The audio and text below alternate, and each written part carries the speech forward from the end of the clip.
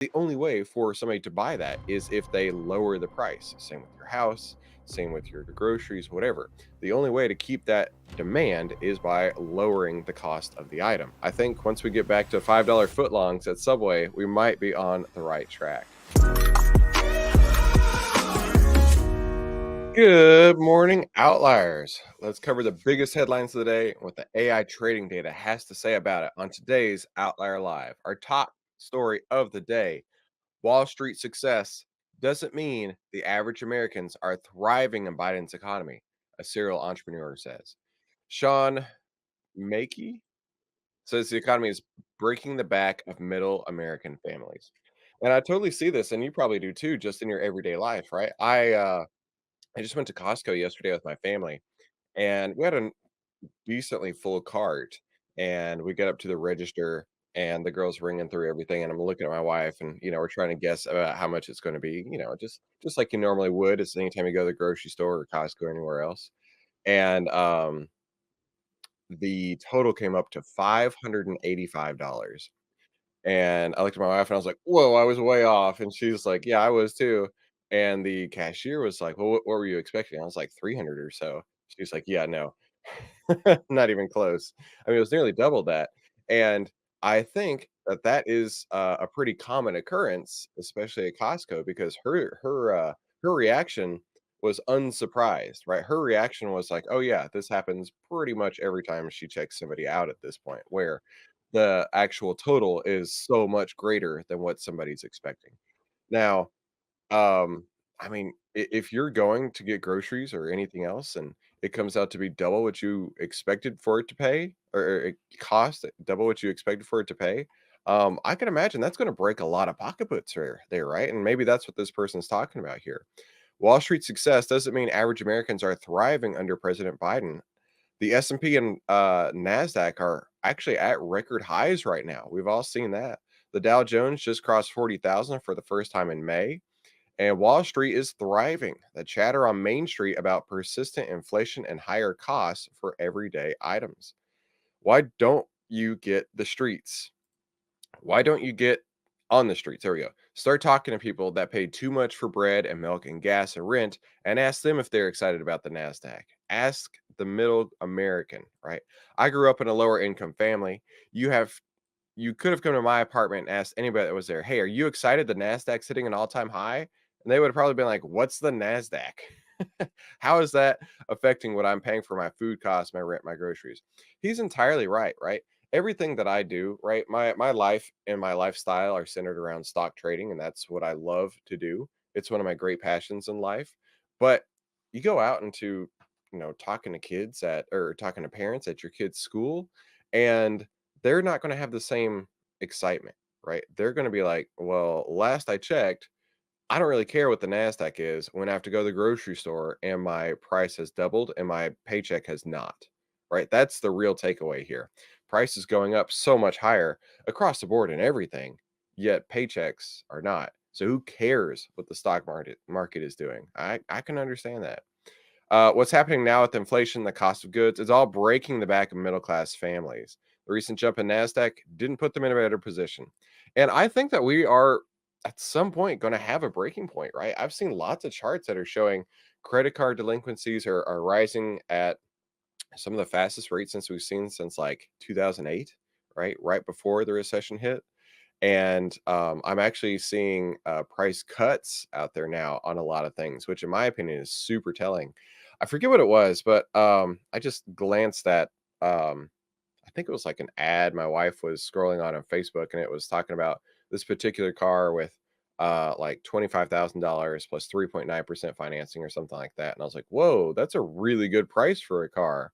I'm wondering if prices are having to start to come down, right? That was the whole point with inflation, or raising rates to fight inflation. Because if prices have gone up, if that was like a $50,000 car, nobody could afford it, and then they raised rates, nobody could afford it even more. The only way for somebody to buy that is if they lower the price. Same with your house, same with your groceries, whatever. The only way to keep that demand is by lowering the cost of the item. And I'm starting to see more and more cracks in pricing, I guess you could say, right? I think once we get back to $5 footlongs at Subway, we might be on the right track. I talk to them every day, and they make a point. They tell me how much they can't believe it. They dislike him. They're offended by the things he says. And I ask them, "Why are you going to vote for him?" They go, "We're at a breaking point financially. My family is at a breaking point," right? And he's talking about how a common occurrence is the historical liberal people telling him they plan to begrudgingly vote for former President Trump in November because they're fed up with Biden's economy.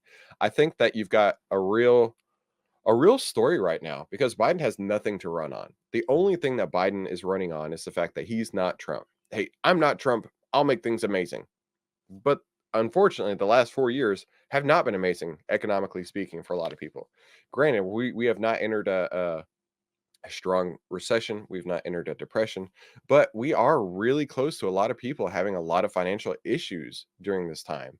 And then they look back 4 years ago and they say, man, things actually were really good under Trump, right? Gas was 30% less. My rent was 50% less. Groceries cost half as much. Man, maybe things were better under Trump. So I think that is I don't remember. I think this was before my time, but there was a president where the talking point was, "It's the economy, stupid."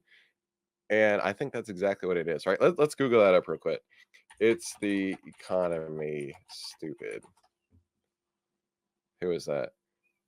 It was a phrase coined by James Carville in 1992. It's often in 1992, so it must have been a Bill Clinton thing. Yeah. James Carville, Bill Clinton's political advisor, famously said when it came to elections, "It's the economy, stupid." Yeah, so there you go. And I think that's exactly where we're at right now. So if we look at the S&P 500, we can see that yeah, it is hitting new all-time highs. In fact, it's been on a real tear lately. If we look at, let's say, the last few months, right, it hit a low of around 412 in October, and since then, it's almost been going nearly at a 45-degree angle. It's at around 547 right now. So from 412 to 547, what is that? 547 minus 412 divided by 412. That's 32% increase since October. Man, that's crazy. It's just really, really gone up fast and fast and faster. And we do have a sell signal here in Outlier, basically saying, hey, you know what? Take your profits right now because we do think that there is a potential for a pullback in the near term future. And I'd be trusting these signals because right now it's showing Outlier showing a 76% return, or buy and hold is showing a 71% return, right? And it makes it just super simple, just finding these buy and sell signals here in Outlier. But I want to send you my bullish power cheat sheet. Now, this is everything that I need to see before I enter a stock. And it's really simple. It's a one pager right here. It's called the Bullish Power Cheat Sheet. You can get that over at bullishpower.com. Just head on over to bullishpower.com. I'll send you my bullish power cheat sheet, which is definitely going to help you out for sure. Now, let's take a look at what the internet has to say about this. Wall Street success doesn't mean average Americans are thriving in Biden's economy. This person, the serial entrepreneur, says. This is true. Okay, thank you, Snow65 Snow. I appreciate that. Uh, Wall Street success in the churning of the markets by the Wall Street success is the churning of the markets by the mega rich to fake a working economy. Okay, sure. This says probable spam, but it says we're still down under Biden and lost most of what we've made under Trump, thanks to Biden's crap policies. Well, the market is not down under Biden, but a lot of Americans are feeling down under Biden. But the YouTube algorithm is always right, and it wants you to click one of these two videos, right? It has determined that based on your own viewing preferences, you are going to love one of these. So click one of those to watch more, and I'll see you in the next episode.